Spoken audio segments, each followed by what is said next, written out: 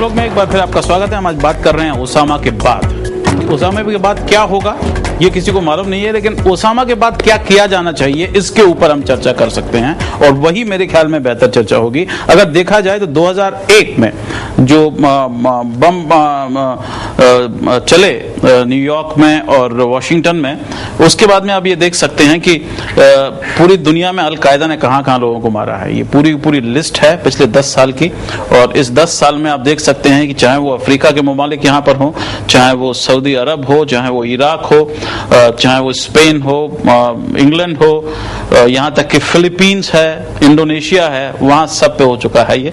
और हिंदुस्तान का नक्शा जो है वो इससे बचा हुआ है अभी, लेकिन हमारे अपने अलग मसाइल हैं। हमारे यहाँ भी वो समस्या है, वो हम आपको दिखाते हैं कि कितने लोग मारे गए हैं। सबसे ज्यादा नुकसान किसको हुआ है 9/11 के हमले के बाद में। अमेरिका के 2996 लोग मारे गए थे 9/11 के हमले में, उसके बाद से कोई लोग नहीं मारे गए।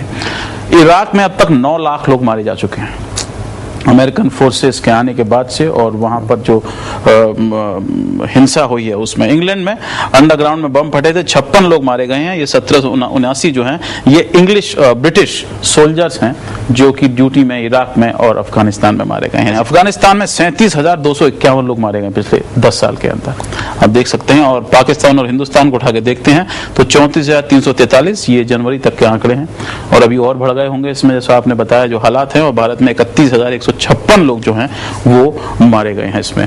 तो ये सिर्फ पाकिस्तान का मसला नहीं है, ये सिर्फ अफगानिस्तान का मसला नहीं है, ये पूरी दुनिया का मसला है।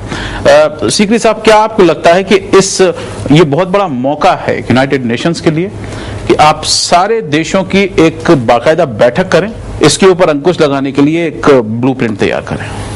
देखिए, 9/11 के बाद तो संयुक्त राष्ट्र में सब हुआ था, तो ये तो इंटरनेशनल कम्युनिटी की सहमति है कि ये हमें सब इकट्ठा करना चाहिए। अब जब ऐसे मुल्क जो इसके अनुसार नहीं चलते हैं तो क्या करना चाहिए उनके बारे में?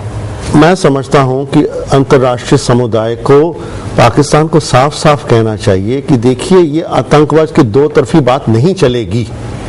अब अमेरिका से अभी भी आवाजें आ रही हैं, नहीं ये बहुत जरूरी है, फलाना है, ढमकाना है। तो हिंदुस्तान के खिलाफ भी पाकिस्तान को एक उठा के रखना चाहते हैं ताकि हिंदुस्तान भी काबू में रहे। अभी हिंदुस्तान और पाकिस्तान को समझना चाहिए कि अंत में तो जैसे हमने कहा, हमको साथ साथ जीना है, और अफगानिस्तान भी हमारे साथ ही है। तो क्यों ना हम तीनों मुल्क इकट्ठा काम करें। ये क्या है हिंदुस्तान जो अफगानिस्तान में कर सकता है जो पाकिस्तान के खिलाफ है, और क्यों हम करना चाहेंगे? क्यों नहीं हिंदुस्तान और पाकिस्तान अफगानिस्तान में बात करते? हिंदुस्तान की भी जो खुफिया एजेंसीज वगैरह उनमें ट्रांसपेरेंसी इतनी ज्यादा नहीं है। आप की जो प्रेजेंस अफगानिस्तान में है, आप वहां पर क्या कर रहे हैं, उसमें गाये बगाए प्रॉब्लम आती रहती है। पाकिस्तान क्या कर सकते हैं? उधर लैंडलॉक मुल्क है, सब पाकिस्तान से हो रहा है, हम क्या वहां कर सकते हैं? हम ये चाहते हैं कि वहां की ट्रेड आना जाना हिंदुस्तान के साथ हो, सदियों से ऐसे चलता आ रहा है। अगर आप उसको नारकोटिक्स को वहां का रोल कम करना चाहते हैं तो हिंदुस्तान के साथ ट्रेड होनी चाहिए। क्यों रोक रहे हैं हम इस ट्रेड को? क्योंकि नारकोटिक्स ही तो फाइनेंस कर रहा है सारे टेररिज्म को। और एक बात मैं और बताऊं, Pakistan has got overwhelming influence इन अफगानिस्तान, पर वो अकेले नहीं कर सकता, हिंदुस्तान की मदद चाहिए। और जब तक हिंदुस्तान और पाकिस्तान इकट्ठा नहीं काम करेंगे अफगानिस्तान में, वो वैसे ही रहेगी स्थिति वहां। लेकिन वहां तो ये है कि हिंदुस्तान और पाकिस्तान एक दूसरे के खिलाफ काम कर रहे हैं, ये बड़ी समस्या है। करामत अली साहब, पाकिस्तान को जो डबल स्पीक है वो बंद कर देना चाहिए, क्योंकि उनका वो खुल गया है राज। एक तो डबल स्पीक जो है वो जो मॉडर्न डिप्लोमेसी है उसका हिस्सा है, और हर स्टेट ये करती है, तो इसके बारे में भी क्लैरिटी होनी चाहिए। ऐसी कोई स्टेट दुनिया में नहीं है जो डबल स्पीक नहीं करती है, पहली बात ये। तो एक तरफा तौर पे हम अपनी अजम्पशन बना लें तो हम एक दूसरे को हमेशा ब्लेम करते रहेंगे, और अनफॉर्चुनेटली हमारी सारी डिप्लोमेसी यही है कि लोगों को अलग करके कैसे रखा जाए, उनके अंदर सस्पिशंस कैसे रखे जाएं, उनको इकट्ठा ना होने दिया जाए।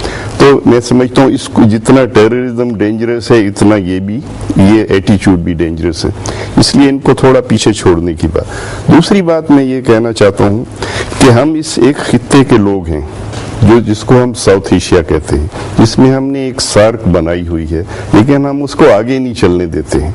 हर बात में हम सोचते हैं अमेरिका आए और हमारा कोई फैसला करा दे, अमेरिका आए हमारा इसको दबा दे उसको दबा दे।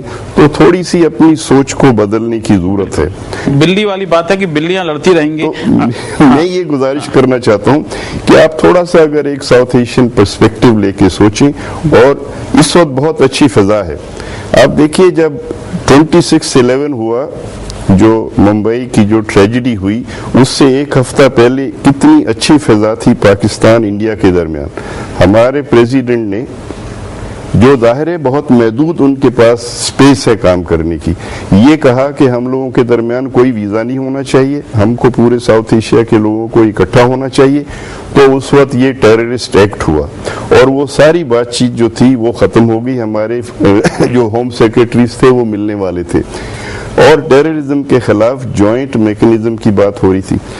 अब वो तो टेररिस्ट हमला हुआ था, अब एक टेररिस्ट मारा गया, तो यहाँ फिर यही बातें हो रही हैं कि बातचीत को बंद करो। बिल्कुल सही बात। ये थोड़ा सा मतलब कुछ पर्सपेक्टिव हमारा जो है सही बात, उसको हमें सही लाना चाहिए। बिल्कुल सही बात। और इंसानों के हवाले से सोचना ये बिल्कुल सही बात है कि जिस तरह का माहौल हमारे मुल्क में पैदा हो गया है, उसके लिए आप किसे जिम्मेदार समझते हैं? देखिए, सबसे पहले तो मैं समझता हूँ, आपने कहा कि उपाय क्या होने चाहिए। उपाय होना चाहिए कि जो इंटरनेशनल कम्युनिटी है वो पता नहीं यूनाइटेड नेशंस के परचम के नीचे बैठे या जहां मर्जी बैठे, क्योंकि यूनाइटेड नेशंस को तो नकारा कर दिया है अमेरिका ने। यूनाइटेड नेशंस की रेजोल्यूशंस के खिलाफ भी, और वो फोर्स करते हैं कि यूनाइटेड नेशंस रेजोल्यूशन बनाए, चाहे मिडिल ईस्ट में हो, चाहे इराक में हो, और जगह जगह जाके वो इस बात को भूल चुके हैं अमेरिकन कि वो जमाना चला गया कि जब वो दुनिया भर पे राज करते थे अपने सरोगेट्स के जरिए, अपने प्रॉक्सीज के जरिए। अब उनको डायरेक्टली इंटरवीन करना पड़ेगा, क्योंकि उनका अपना क्रेडिबिलिटी कम है और उनकी प्रॉक्सीज का तो और भी कम क्रेडिबिलिटी है। अगर आपने देखा होगा कि चाइना ने ओसामा बिन लादेन का जो प्रकरण हुआ उसके बाद जिस तरह की बयानबाजी की, उससे मुझे नहीं लगता कि उनके इरादे कोई नेक साफ हैं। तो इसलिए उनको भी ये समझना चाहिए कि दुनिया भर में अगर वो कत्लो गारत फैला देखकर खुश हो रहे हैं, तो एक दिन वो आग उन तक भी पहुंचेगी, और पहले माजी में पहुंची है सिंकियांग प्रोविंस में। तो इसलिए हमको प्रिवेंटिव स्टेप्स लेने चाहिए पूरी दुनिया के लीडरान को कि वो रेट्रिब्यूटिव एक्शन ना कर सके। और दूसरा, ये तोहमतबाजी की जो राजनीति है, अगर आज के दिन, देखिए आज के दिन ओसामा के मरने पर पाकिस्तान में ज्यादा लोग नहीं रो रहे हैं, मैं इनकी बात से बिल्कुल इत्तेफाक रखता हूं, लेकिन वहां पर सबसे